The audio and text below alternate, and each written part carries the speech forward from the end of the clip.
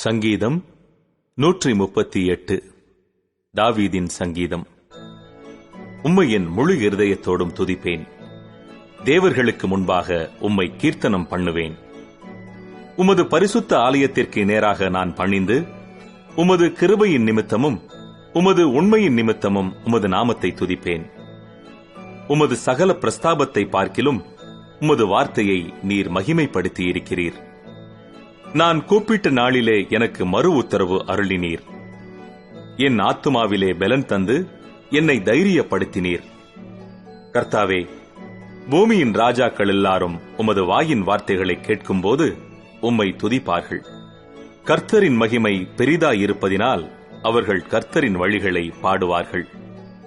கர்த்தர் உயர்ந்தவராயிருந்தும் தாழ்மையுள்ளவனை நோக்கி பார்க்கிறார். மேட்டிமையானவனையோ தூரத்திலிருந்து அறிகிறார். நான் துன்பத்தின் நடுவில் நடந்தாலும் நீர் என்னை உயிர்ப்பிப்பீர். என் சத்துருக்களின் கோபத்துக்கு விரோதமாக உமது கையை நீட்டுவீர். உமது வலது கரம் என்னை ரட்சிக்கும். கர்த்தர் எனக்காக யாவையும் செய்து முடிப்பார். கர்த்தாவே, உமது கிருபை என்றும் உள்ளது. உமது கரத்தின் கிரியைகளை நெகிழ விடாதிருப்பீராக.